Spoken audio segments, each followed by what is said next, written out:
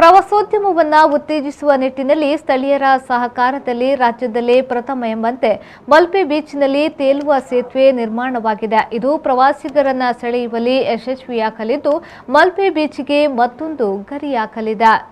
ಇನ್ನು ಮುಂದೆ ಬೀಚ್ಗೆ ಭೇಟಿ ನೀಡುವ ಪ್ರವಾಸಿಗರು ಅಲೆಗಳ ಮೇಲೆ ನಡೆಯುವ ಅನುಭವವನ್ನು ಆನಂದಿಸಬಹುದು. ಸಾಹಸ ಕ್ರೀಡೆ ಇಷ್ಟಪಡುವವರಿಗೆ ಇದು ಅಚ್ಚುಮೆಚ್ಚು. ಕೇರಳದ ಬೇಫೋರ್ ಬೀಚ್ನಲ್ಲಿ ಬಿಟ್ಟರೆ ಕರ್ನಾಟಕದ ಕೆಲವೊಂದು ಕಡೆ ಹಿನ್ನೀರಿನಲ್ಲಿ ಮಾತ್ರ ಕಂಡುಬಂದಿದೆ ಎನ್ನಲಾಗಿದೆ. ಸೇತುವೆಯು 100 ಮೀಟರ್ ಉದ್ದ ಮತ್ತು 3.5 ಮೀಟರ್ ಅಗಲವನ್ನು ಹೊಂದಿದ್ದು ಹೆಚ್ಚಿನ ಸಾಂದ್ರತೆಯ ಫೌಂಟೂನ್ಸ್ ಬ್ಲಾಕ್ಗಳಿಂದ ಮಾಡಲ್ಪಟ್ಟಿದೆ. ಇದರಲ್ಲಿ ಒಂದು ಬಾರಿಗೆ 100 ಜನರು ಸಾಗಬಹುದು. ಸೇತುವೆಯ ಕೊನೆಯಲ್ಲಿ ಸಮುದ್ರಕ್ಕೆ ಚಾಚಿರುವ 12 ಮೀಟರ್ ಉದ್ದ 7.5 ಮೀಟರ್ ಅಗಲದ ವೇದಿಕೆ ಇದೆ. ಇದರಲ್ಲಿ 15 ನಿಮಿಷ ಕಾಲ ಕಳೆಯಲು ಅವಕಾಶವನ್ನು ಕಲ್ಪಿಸಲಾಗುತ್ತಿದೆ.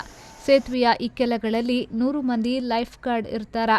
ಸ್ಥಳೀಯರು ಈ ತೇಲುವ ಸೇತುವೆಯನ್ನ ಸ್ಥಾಪಿಸಿದ್ದಾರೆ.